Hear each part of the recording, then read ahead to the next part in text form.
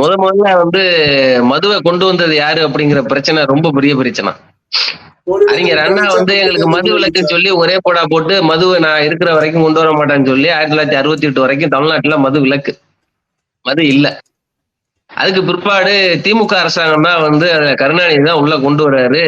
அப்போ அவர்கிட்ட கேள்வி கேட்கிறாங்க, என்னங்க உங்களுடைய தலைவர் தானே வச்சிருந்தாரு அப்படின்னு சொல்லி கேட்கிறாங்க. அப்போ அவர் சொல்றாரு, சுத்தியும் வந்து நெருப்பு எரியுது, நடுவுல நான் மட்டும் கற்பூரமா இருந்து எப்படி எரியாம இருக்க முடியும்?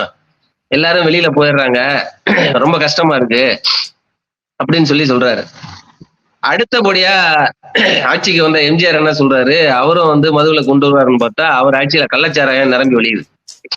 அவர் நிரம்பி வழியும் போது அவர்கிட்ட கேட்கும்போது என்ன சொல்றாங்க, இல்லையே அப்படிலாம் ஒண்ணும் இல்லையே அப்படின்றது. சோ அங்க இருந்தே ஆரம்பிக்கிறது. அடுத்து ஜெயலலிதா வந்தது, கருணாநிதி வந்தார், அடுத்து எடப்பாடி வந்தார், ஓபிஎஸ் வந்தார், வரிசையா வந்தாங்க. ஸ்டாலினும் வந்தாரு. மதுவிலக்குக்கு வாய்ப்பு இல்ல, கோயிலுக்கு பக்கத்துல இருக்கு, ஸ்கூலுக்கு பக்கத்துல இருக்கு, வழிபாட்டு தலம் இஸ்லாமிய கூடம், கிறிஸ்தவ தேவாலயங்கள் பக்கத்துல எல்லாம் இருக்கு, க்ளோஸ் பண்ணிடுறோம், பஸ் ஸ்டாண்ட் பக்கத்துல க்ளோஸ் பண்ணிடுறோம். நாங்க ஒரு மதுக்கடையும் க்ளோஸ் பண்ணதா தெரியல, நம்பர் வெளியிடுங்கன்னு தாவே காட்சி வரைக்கும் கேட்டாச்சு, யாரும் கொடுக்கல. 717 கடை எங்க இருக்குன்னு கேக்குறாங்க. இப்ப ஒரு 4 கடை க்ளோஸ் பண்ணாங்க. தேவா பாடின மாதிரி ஓப்பன் த பேக் டோர் மண்ணு பக்கத்துலயே வச்சுக்கிறாங்க.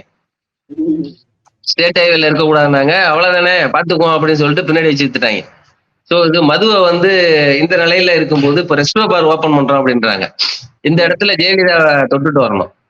அந்த அம்மா தான் என்ன பண்றாங்க, தனியார்கிட்ட மது இருக்கக்கூடாது, அது பாதுகாப்பு இல்லாதது, மது விற்பனை எவ்வளவு நடக்குது அப்படின்னா நம்ம அதை வந்து அரசு கட்டுப்பாட்டின் கீழே வச்சு அது அரசு கடையாவே நடத்துவோம் அப்படின்னு சொல்லி TASMAC Tamil Nadu state marketing corporation ஒண்ணு உருவாக்கி அவங்க தான் அதை முறைப்படுத்துறாங்க.